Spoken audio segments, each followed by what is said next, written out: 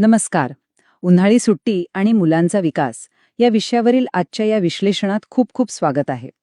आज आपण एका अशा विषयावर बोलणार आहोत जो प्रत्येक घरात चर्चेचा असतो. ती म्हणजे उन्हाळ्याची सुट्टी. पण या सुट्टीचा उपयोग मुलांच्या विकासासाठी, त्यांच्या नव्या कौशल्यांना नैसर्गिकरित्या आकार देण्यासाठी एक सुवर्णसंधी म्हणून कसा करता येईल, हे आपण आज अगदी सविस्तरपणे पाहणार आहोत. सुरुवात करूया एका साध्या पण महत्वाच्या प्रश्नाने. सुट्टी म्हणजे फक्त विश्रांती असते का? सर्वसामान्यपणे आपल्याला वाटतं की सुट्टी म्हणजे फक्त आराम. पण होतं काय? काही दिवसातच मुलांना कंटाळा यायला लागतो आणि मग त्यांचा वेळ जातो तो थेट टीव्ही किंवा मोबाईलच्या स्क्रीनसमोर. पण खरोखरच सुट्टीचा अर्थ फक्त एवढाच आहे का? हा प्रश्न नक्कीच विचार करायला लावणारा आहे. आणि म्हणूनच हे एक अतिशय सुंदर वाक्य आजच्या आपल्या स्पष्टीकरणाचा पाया आहे. घर हेच मुलांचे पहिले विद्यालय. अगदी खरे. सुट्टी म्हणजे शिक्षणापासून घेतलेला ब्रेक नसून तो शाळेच्या 4 भिंतींतून मिळालेला ब्रेक आहे.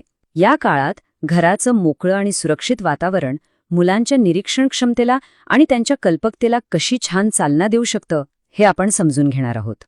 यासाठी आज आपण 10 महत्त्वाचे घरगुती उपक्रम पाहणार आहोत, जे या 5 मुख्य मुद्द्यांमध्ये विभागले आहेत. ते म्हणजे 1. सुट्टी एक सुवर्णसंधी.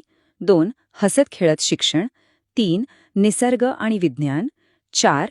जीवन कौशल्ये आणि कला. आणि शेवटी 5. पालकांसाठी काही महत्त्वाच्या टिप्स. तर वळूया आपल्या पहिल्या भागाकडे, सुट्टी एक सुवर्णसंधी. या येणाऱ्या सुट्टीच्या महिन्यांकडे पाहण्याचा आपला दृष्टिकोन कसा असायला हवा, ह्या एका छोट्या मानसिक बदलापासून सुरुवात करूया. शाळेतील अभ्यास आणि सुट्टीतील अभ्यास यांच्यात खूप मोठा फरक आहे. शाळेत अभ्यासाची एक विशिष्ट चौकट असते, एक नियम असतो. पण सुट्टीत अनुभवातून शिकण्याचं अमर्याद स्वातंत्र्य असतं. आणि हेच स्वातंत्र्य मुलांमध्ये पूर्णपणे नवीन विचार करण्याची क्षमता निर्माण करतं. हा चौकटीबाहेरचा अभ्यासच खऱ्या अर्थाने त्यांचा सर्वांगीण विकास घडून आणतो. आता पाहूया आपला दुसरा आणि अगदी मजेशीर मुद्दा, हसत खेळत शिक्षण. वाचन, गणित किंवा लेखन यांसारख्या रोजच्या अभ्यासाच्या गोष्टी आपण हसत खेळत घरातल्या दैनंदिन कामांमध्ये कशा मिसळून देऊ शकतो, हे यात आपण पाहणार आहोत. इथे 30 हा आकडा अगदी जादूसारखा काम करतो. मुलांसाठी रोज किमान 30 मिनिटांची वाचनाची वेळ ठरवून देणं अत्यंत गरजेचं आहे. मग ती गोष्टीची पुस्तकं असोत, विज्ञान कथा असोत किंवा अगदी वर्तमानपत्रातली लहान मुलांची पुरवणी असो. हे वाचायला दिल्यामुळे आणि नंतर तो सारांश त्यांच्याकडून ऐकून घेतल्यामुळे त्यांच्या शब्दसंग्रहात आणि कल्पनाशक्तीत अक्षरशः कमालीची वाढ होते. आता गणिताची भीती कशी घालवायची ते पाहू. स्वयंपाकघरात आईला मदत करताना जिन्नसांचं मोजमाप करणं, दुकानातून आणलेल्या सामानाचा हिशोब ठेवणं किंवा साधं घड्याळ पाहून वेळ सांगणं, या आणि अशा छोट्या छोट्या रोजच्या कामांमधून मुलांना प्रत्यक्ष व्यवहारज्ञान मिळतं. आणि सर्वात महत्त्वाचं म्हणजे यातून गणिताची त्यांच्या मनातली भीती अगदी नैसर्गिकरित्या पळून जाते. त्याचप्रमाणे लेखनाची सवयसुद्धा आपल्याला रंजक करता येते. मुलांना आज मी काय शिकलो हे रोज फक्त 2 ओळींत लिहायला सांगणं किंवा एखाद्या चित्रावरून छानशी गोष्ट तयार करायला लावणं, या साध्या कृतींमुळे मुलांची विचार मांडण्याची क्षमता आणि लेखनशैली खूप सुधारते. त्यांच्या मनातले विचार कागदावर उतरायला यातून खूप मदत होते. घरातल्या या हसत खेळत अभ्यासानंतर आपला तिसरा मुद्दा आहे निसर्ग आणि विज्ञान. घराबाहेर पडून निसर्गाचं निरीक्षण करणं आणि घरातल्याच साध्या प्रयोगातून विज्ञान कसं शिकता येतं हे आता आपण समजून घेऊया. मुलांना त्यांची स्वतःची एक छोटीशी निसर्ग डायरी तयार करायला प्रोत्साहन देणं ही एक भन्नाट कल्पना आहे.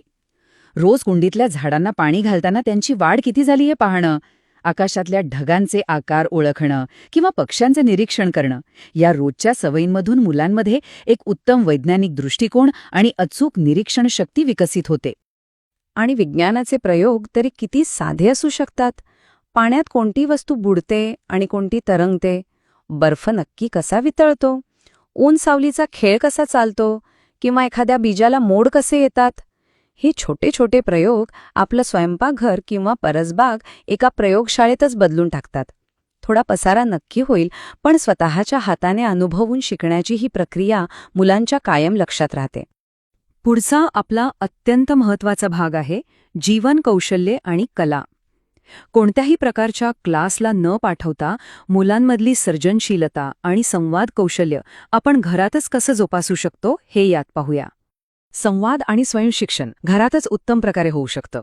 रोजच्या बातम्यांवर एकमेकांशी चर्चा केल्याने मुलांचा आत्मविश्वास कमालीचा वाढतो.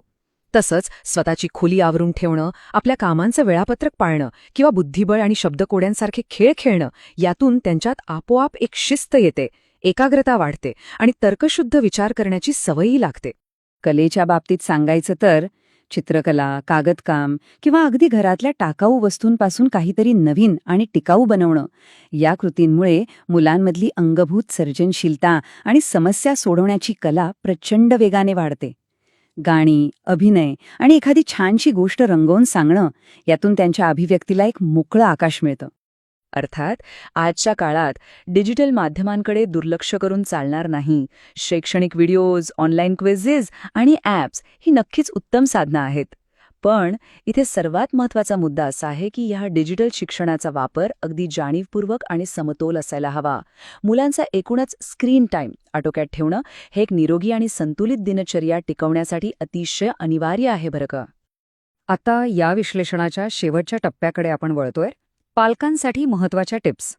हे खूप महत्त्वाचं आहे, कारण आपण वर जे काही उपक्रम पाहिले ते जर चुकीच्या मानसिकतेतून करवून घेतले तर मात्र त्या सर्व प्रयत्नांवर पाणी फिरलं जाऊ शकतं.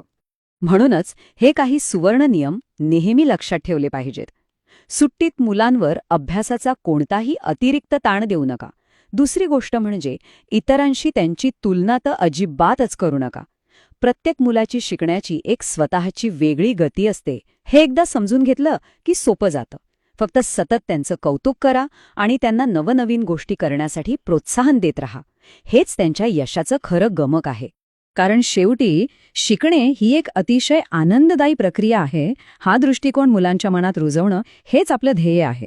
हा विचार जर रुजला तर त्यांच्यात एक दीर्घकालीन आत्मविश्वास, कोणतीही नवीन गोष्ट जाणून घेण्याची जिज्ञासा आणि स्वतःहून शिकण्याची एक कायमस्वरूपी सवय नैसर्गिकरित्या निर्माण होईल. आणि खरा विचार केला तर हाच सुट्टीचा मुख्य उद्देश असायला हवा, नाही का? तर ह्या संपूर्ण विश्लेषणाचा समारोप करताना आपण एका अत्यंत महत्त्वाच्या प्रश्नावर विचार करूया. आज आपण जे काही पाहिलं त्यातून प्रेरणा घेऊन उद्यापासून घरातील दिनचर्येत असा कोणता छोटा पण महत्त्वाचा बदल आपण करणार आहोत. नक्की विचार करा, कारण हा एक छोटासा बदल मुलांच्या विकासाला एक मोठी आणि योग्य दिशा नक्कीच देईल. आजचं हे विश्लेषण आपण इथेच थांबूया. निरोगी, सर्जनशील आणि आनंददायी सुट्टीसाठी खूप खूप शुभेच्छा.